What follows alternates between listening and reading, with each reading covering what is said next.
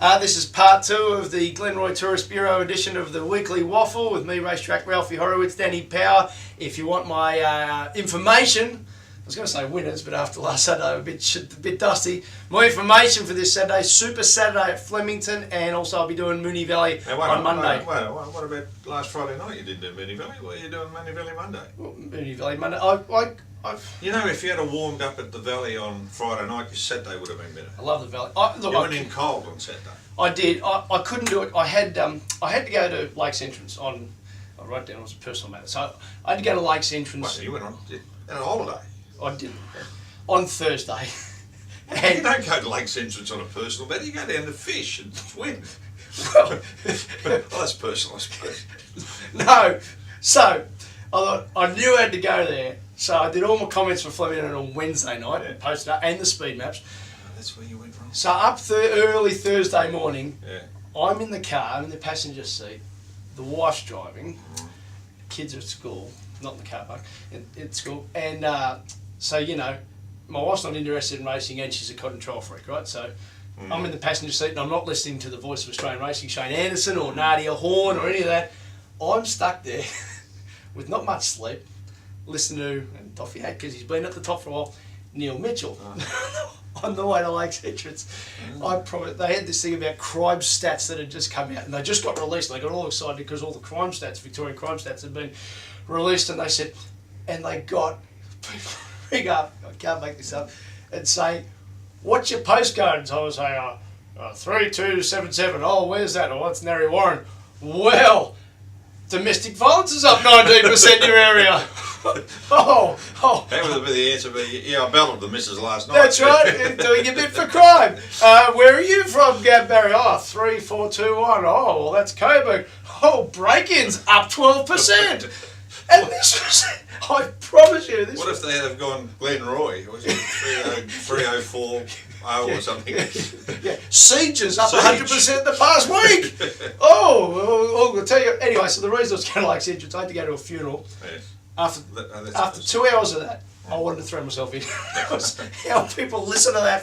So I'm sorry for the crap that I put to air on Monday morning and lower the standard Shane Anderson. The FM stations have, when they have postcode, ring in with your postcode, they give away prizes. I'd throw it at you, ringing to be depressed. Oh my God, don't leave the house because someone's just stolen your car anyway, you can't get to work. It's nice to know if you are the siege capital of Australia in Glenroy, that you know that you keep your doors locked. Well, that's it. You don't want to let anyone in who might siege you. Yeah, because sieges are up 100% the past week.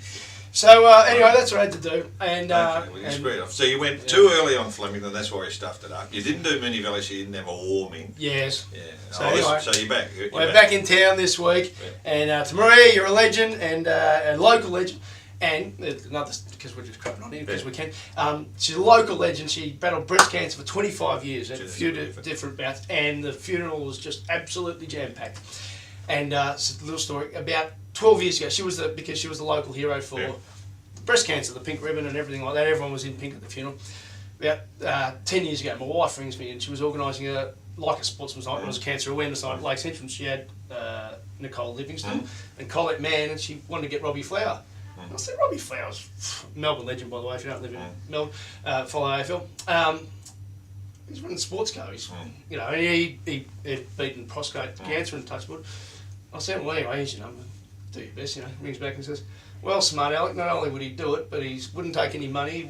He was paying for his own accommodation. I said, oh, so you're telling me that my hero is an even better bloke than I thought he was. Fair enough. Yeah. So that's a good bloke. Australian Guineas. Now, let's get back to the racing issue. So I said the 4 best horses weren't in the Australian Guineas. 4 best 3-year-olds racing on the Saturday. They couldn't do anything about it all too hard. First off, that Sydney race, what a race. That was super. Fantastic. Piero, Rebel Dane, Pricer, It's a Done Deal. Fantastic race. You're sort of in the It's a Done Deal camp. Impressed? Oh yeah, he went super. They gave him a little sneaking chance when the track was heavy. He wasn't anywhere near ready for it. And the only reason he wasn't in Melbourne is I didn't want to run him first up at the mile at Flemington. You know, they wanted to get him to Sydney early because that's where his target is.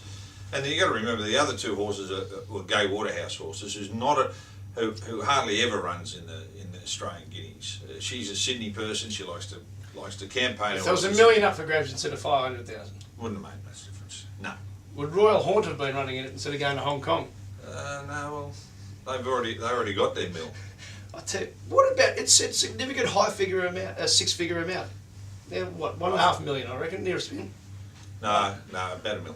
Mil? Yeah, that's my mate. All right. Well, I would have won, given after all too hard. Yeah, would have won. No question. But anyways, I don't think that had a big bearing on it. I think it was just the nature of the way Sydney's Carnival is now. I don't think you'll get a lot of horses coming down when they've got that 14-mile. Yeah, they've got their own build-up. Yeah. And it'll be hard to get them here for the 2 guineas because this is nearly a peak race. Yes.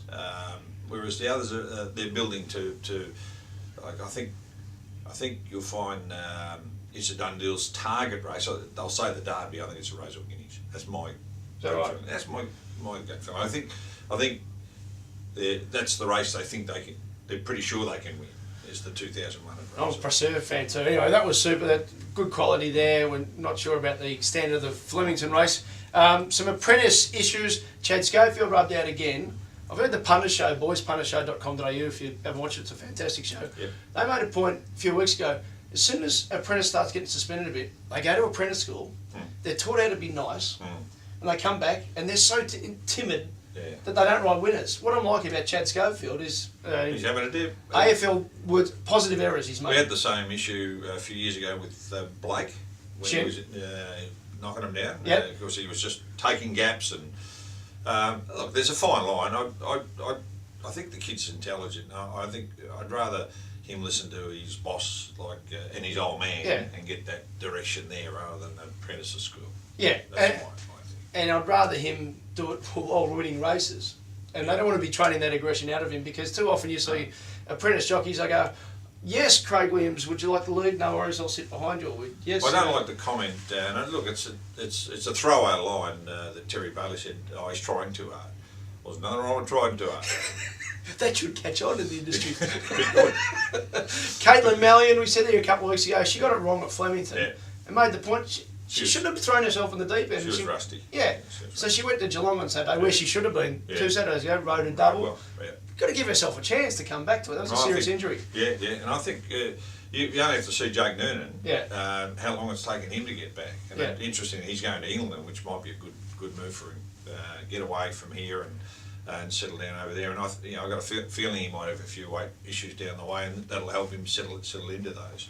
Big request: can they just get rid of these apprentice-only races? Felicia Bergstrom, who's riding winners in Darwin, and good on her. She went back on Saturday to ride a double.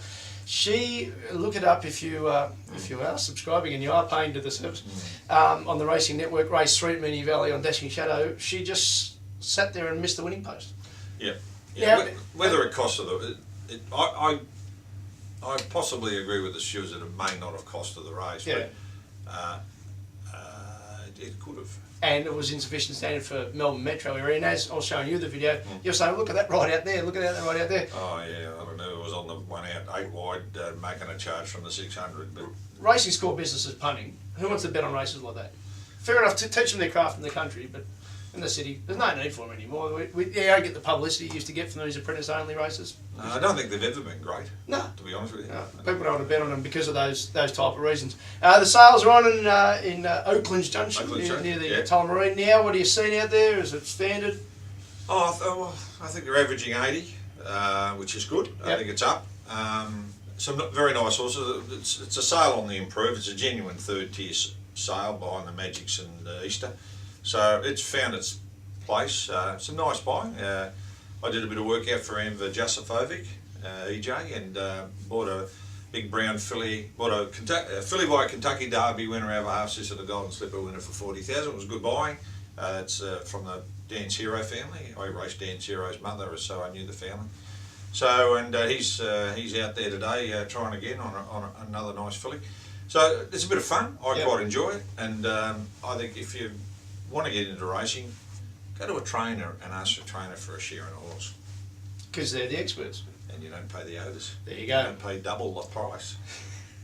Well done, punters. Look forward to this Saturday. Super Saturday, Australian Cup, Newmarket. Just quickly, Newmarket, in a word? Or in 3 words? Extremely tough race. Big risk, Barraquee. Only because I don't think he'll have been in a race where the pressure goes on from about the 800, and he won't know where the pressure's coming from. It'll be from all sides. I'd love to see him win. I'd love to see him win, but I think Craig Williams' mount better than Reading, was it? Better than ever. Better than ever, sorry. 50.5 on its back. Very hard to beat. Moment of change for mine. All up Norzita. And it's the first anniversary of the app this week, so I've got through for 12 months. So thanks to everyone being part of it. Stumbled and at for the those last who didn't like it on Saturday. I did. So we're going to bounce back. Head wobble quarters this week, $2.99. Do your best. All the best, punters. See you next week.